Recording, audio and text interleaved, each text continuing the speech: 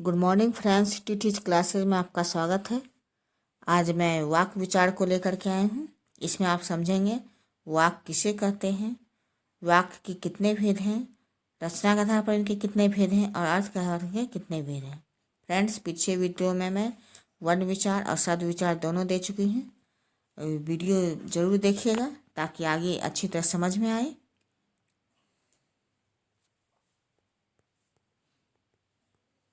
पहले समझते हैं वाक क्या है।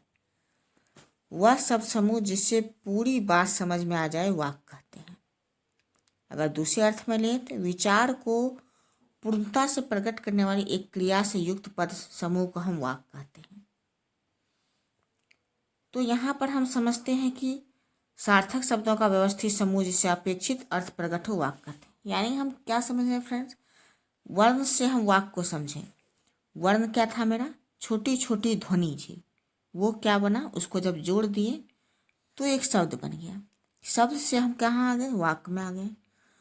तो सार्थक शब्दों का समूह ही हमारा क्या कहलाता है, वाक कहलाता है। अगर हम साधारण अर्थों में समझें तो सार्थक शब्दों का व्यवस्थित समूह क्या कहते हैं, हम अर्थ कहते हैं, वाक्य कहते हैं। वाक्य के भेद हम सबको समझते हैं। वाक्य के दो भेद होते हैं फ्रेंड्स, उद्देश्य और विधेय। उद्देश्य जिसको इंग्लिश में हम सब्जेक्ट भी कहते हैं और विधेय को प्रेडिकेट भी कहते हैं। उद्देश्य वाक्य जिसके विषय में कुछ कहा जाए उसे हम उद्देश्य कहते हैं। जिसके विषय में कुछ, उद्देश्य का अर्थ है कि जिसके विषय में कुछ कहा जाए वो उद्देश्य कहलाता है। सरल समझ, जिनके बारे में कुछ बताया जाए उसके उद्देश्य। तो जिनके बारे में, मान लीजिए मोहन आ रहा है, तो किनके बारे में, मोहन। मोहन हमारा क्या हो गया, उद्देश्य हो गया। अब हम विधेय को समझेंगे। उद्देश्य में समझ लीजिए फ्रेंड्स कि जिनके बारे में कुछ बताया जाता है उसे उद्देश्य कहते हैं। जैसे पूनम किताब पढ़ती है, सचिन दौड़ता है, तो इस वाक्य में पूनम क्या हो गया, उद्देश्य हो गया। सचिन क्या हो गया, उद्देश्य हो गया। तो इस प्रकार से हम समझ सकते हैं। और ये वीडियो को आप चाहे तो उनका स्क्रीनशॉट भी कर ले सकते हैं। उद्देश्य के भाग, उद्देश्य के दो भाग होते हैं। एक होता है कर्ता, एक होता है कर्ता का विशेष या कर्ता से संबंधित शब्द।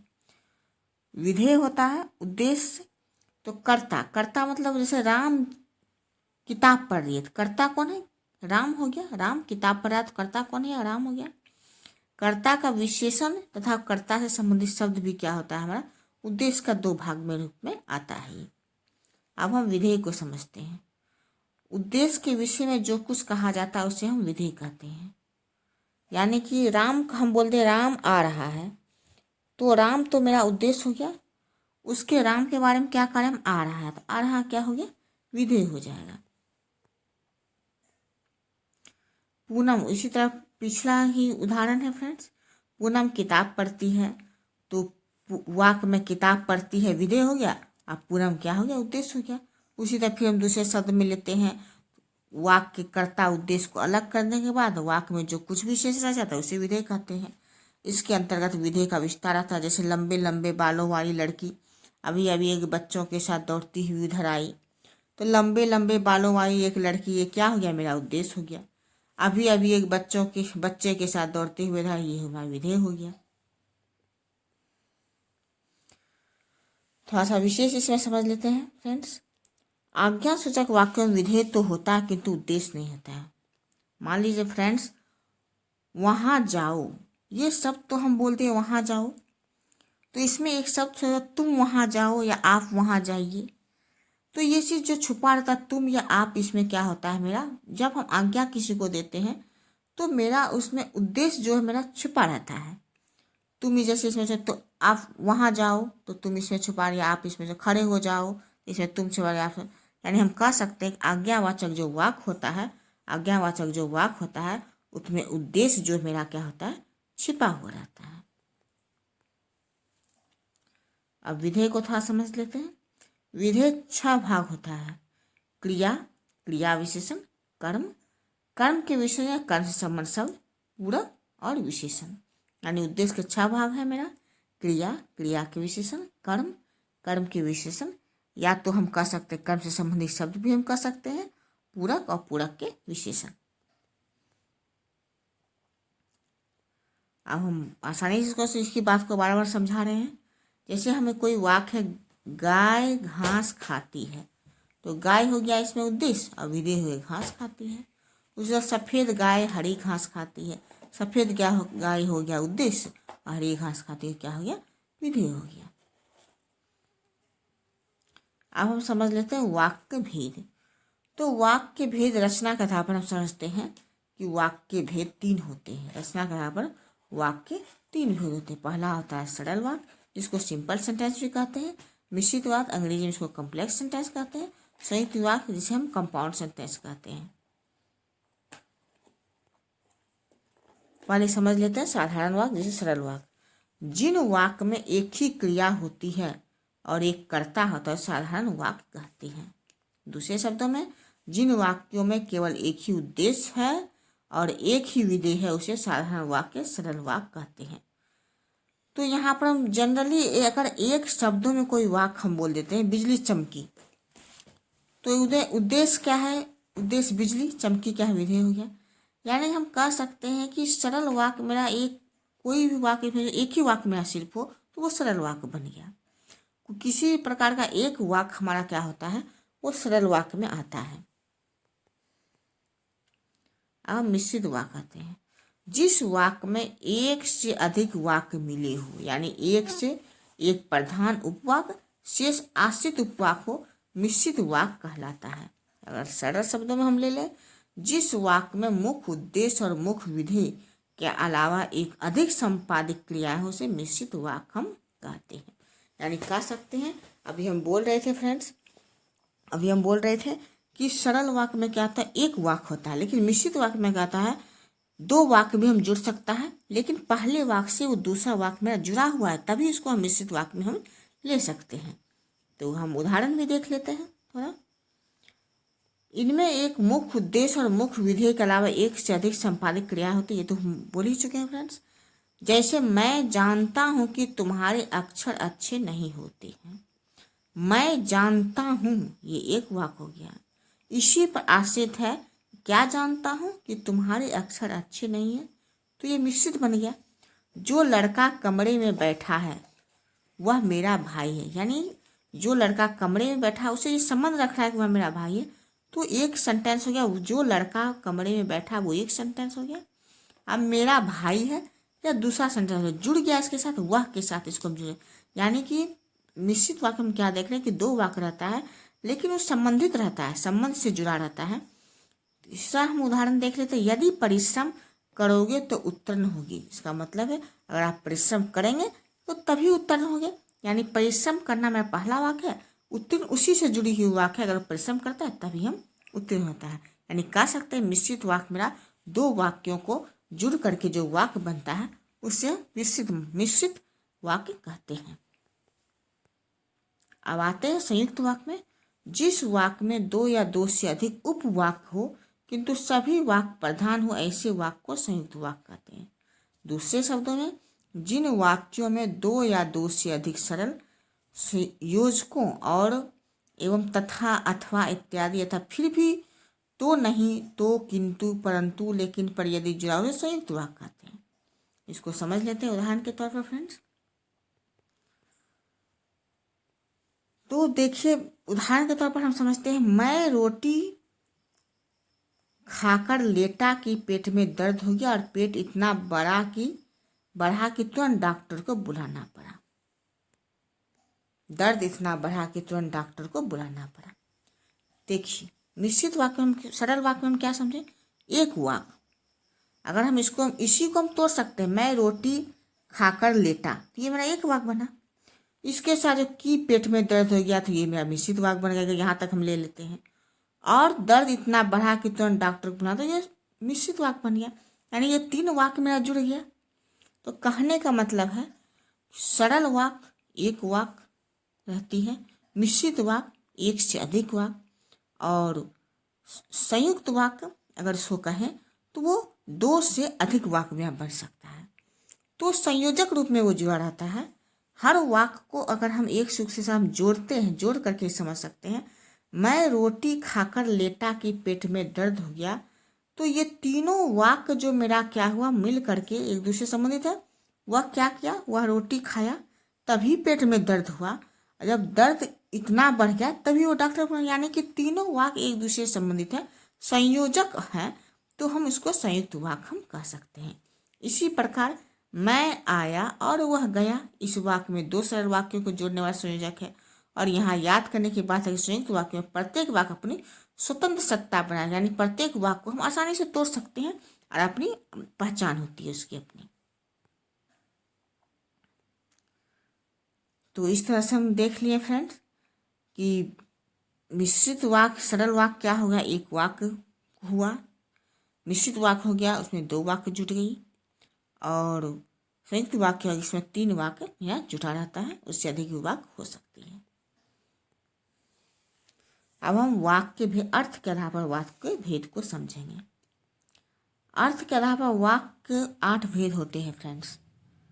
पहला कर ले सरल वाक्य, जिसको इंग्लिश में अफर्मेटिव सेंटेंस भी कहते हैं। दूसरा है निषेधात्मक वाक्य, जिसे नेगेटिव सेंटेंस भी कहते हैं। तीसरा है प्रश्नवाचक वाक्य, जिसे इंट्रोगेटिव सेंटेंस कहते हैं। चौथा है आज्ञावाचक वाक्य, जिसको इंपरेटिव सेंटेंस भी कहते हैं। पांचवा है संकेतवाचक, जिसको हम कोडिटेशन सेंटेंस भी कहते हैं। छठा है विस्मयादि बोधक वाक्य, जिसको एक्सक्लेमेटरी सेंटेंस कहते हैं। सातवां है विधानवाचक वाक्य, जिसको एसेप्टिव सेंटेंस भी कहते हैं। आठवां है इच्छावाचक वाक्य, जिसे इलेक्टिव सेंटेंस भी कहते हैं। तो यहाँ पर हम क्या देख रहे हैं फ्रेंड्स कि अगर हम अर्थ के आधार पर हम लेते हैं सेंटेंस के, तो 8 भेद होते हैं। इन 8 को थोड़ा समझाने का प्रयास मैं करती हूँ। फर्स्ट हम समझते हैं सरल वाक्य। वे वाक्य जिनमें कोई बात साधारण ढंग से कही जाती है, सरल वाक्य कहते हैं। यानी जनरली रूप से हम कह सकते हैं कि जैसे राम ने बाली को मारा, राधा खाना बना, यानी इसको हम पॉजिटिव भी अगर हम कह दे, पॉजिटिव में कह दे, तो इसको हम आसानी से किसी भी, वह जा रहा है, वह खा रहा है, वह आ रहा है, तो इस तरह से वो हम सरल वाक्य में हो गया। दूसरा निषेधात्मक में क्या होता है, ये निगेटिव रहती है। ये जिन वाक्यों में किसी बात के ना होने या ना करने का बोध हो, उसे निषेधात्मक, यानी नहीं का बोध हो। आज वर्षा नहीं होगी, आज मैं घर नहीं जाऊंगा, यहाँ नहीं होगा फ्रेंड्स, आज मैं घर नहीं जाऊंगा, तो निषेधात्मक यहाँ पर नहीं हो जाएगा, आज मैं घर नहीं जाऊंगा, तो निषेधात्मक हो गया। यानी कि हम सरल वाक्य में क्या समझे, अगर कह दे आज वर्षा होगी, ये सरल वाक्य में हो गया। अगर कह दे आज वर्षा नहीं होती, ये निषेधात्मक वाक्य में हो गया। तो विरोध मतलब कि ये निगेटिव भाग लेता, नहीं का बोध कराता है सरल वाक्य मेरा। अगर राम ने बाली को मारा, तो ये मेरा सरल वाक्य है। यही चीज़ को कह दे कि निषेधात्मक वाक्य में बनाइए, तो क्या लिखेंगे, राम ने बाली को नहीं मारा। तो इस तरह से हम बदल सकते हैं सेंटेंस को भी।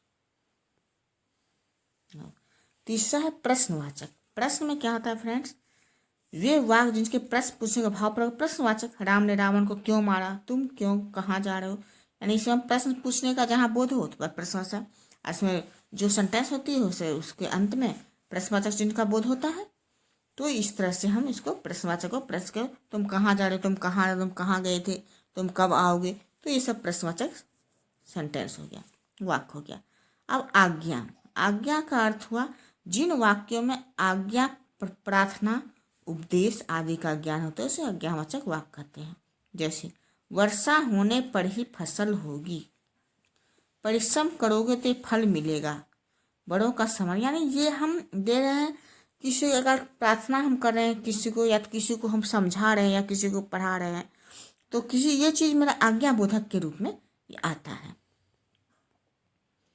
अब संकेत वाचक वाक्य, जिन वाक्यों में शर्त संकेत का बोध होता है, यानी एक क्रिया का होना दूसरी क्रिया पर निर्भर होता है, उन्हें संकेत वाचक कहते हैं। संकेत का अर्थ हुआ अगर एक शब्द बोले उसी के साथ जुड़ी मेरे शब्द जो हो गई, तो वो वही जुड़ी सेंटेंस बन गई, वही चीज हो गया संकेत वाचक वाक्य। यदि परिश्रम करोगे तो सफल अवश्य सफल होगी, तो ये संकेत वाचक वाक्य हो गया। वह सफल तभी होगा जब वो परिश्रम करेगा। लेकिन संकेत क्या देगा, वह सफल तब हो सकता है जब वो परिश्रम करेगा। पिताजी अभी आते तो अच्छा होता, यानी आते तभी अच्छा होता, नहीं आए तो नहीं हुआ। अगर वर्षा होगी तो फसल भी होगी। तो यहाँ पर संकेत दे रहा है कि फसल कब होगी, तो वर्षा होगी तब फसल होगी। तो ये क्या हो, संकेतवाचक वाक्य। अब विस्मयादि बोधक वाक्य हम आगे समझेंगे फ्रेंड्स। विस्मयादि बोधक वाक्य, जिन वाक्यों में आश्चर्य, शोक, घृणा आदि का भाव से विस्मयादि बोधक कहते। वाह तुम आ गए, हाय मैं लुट गया, तो ये सब क्या हो, विस्मय, विस्मय का बोध हो। हे भगवान उसे क्या हो गया, हाय मैं क्या करूं। तो ये सब चीजें, शोक हुआ, घृणा का छी वो क्या कर रहा है, आश्चर्य वाह कितनी सुंदर है। तो ये सब चीज मेरा क्या, विस्मयादि। शोक प्रकट किया, कितना दुख की बात है, उसे ये हो गया वो हो गया कहते हैं हम लोग। तो विस्मयादि बोधक में वाक्य में ये आता है। तो इसमें दुख को हम प्रकट करते हैं, घृणा को प्रकट करते हैं, आश्चर्य को बोध करते हैं। तो ये मेरा हो गया विस्मयादि बोधक वाक्य। अब आते हैं विधानवाचक वाक्य, जिन वाक्यों में क्रिया के करने या होने की सूचना से विधानवाचक वाक्य है। मैं दूध पिया, वर्षा हो रही है, राम पढ़ रहा है। यानी कि विधान का अर्थ हुआ कि जो वाक्य जिसमें सूचना मिली, उसने क्या पिया, दूध पिया, मैंने उसे पी लिया, वर्षा हो रही है, मतलब किसी चीज की सूचना अगर देता है तो उसे हम विधानवाचक वाक्य में लेते हैं। अब आते हैं संकेतवाचक वाक्य, जिन वाक्यों में शर्त संकेत का बोध होता है, यानी क्रिया का होना या दूसरी क्रिया अपनी निर्भरता उसे संकेत हो। यदि परिश्रम करोगे तो अवश्य, ये भी संकेतवाचक में ये होता है। पिताजी भी आते हैं। तो इस तरह से हम क्या समझते हैं फ्रेंड्स। तो ये लगता है 5 नंबर का कुछ बीच में घुस गया है, तो हम इसको आगे बढ़ते हैं। अब हम 8 नंबर आते हैं, इच्छावाचक। इच्छा में क्या होता है कि इन वाक्यों में इच्छा, आशीष एवं अशुभ कामना आदि का बोध हो। जैसे तुम्हारा कल्याण हो, आज तो मैं केवल फल खाऊंगा, भगवान तुम्हें लंबी उम्र दे। तो ये इच्छा हुई किसी का, भगवान करे वो अच्छा हो जाए, तो क्या कल्याण तुम्हें, तुम्हारी कल्याण होती, ये सब जो बातें बोलते हैं, इच्छा प्रकट करते हैं, किसी को आशीर्वाद के रूप में हम देते हैं, शुभकामना देते हैं, ये मेरा इच्छा बोधक के रूप में आता है। फ्रेंड्स आज वाक्य विचार को अच्छी तरह से शायद समझ गए होंगे। अगर वीडियो पसंद आए तो लाइक कीजिएगा, शेयर कीजिएगा, सब्सक्राइब कीजिएगा और कमेंट भी जरूर कीजिएगा।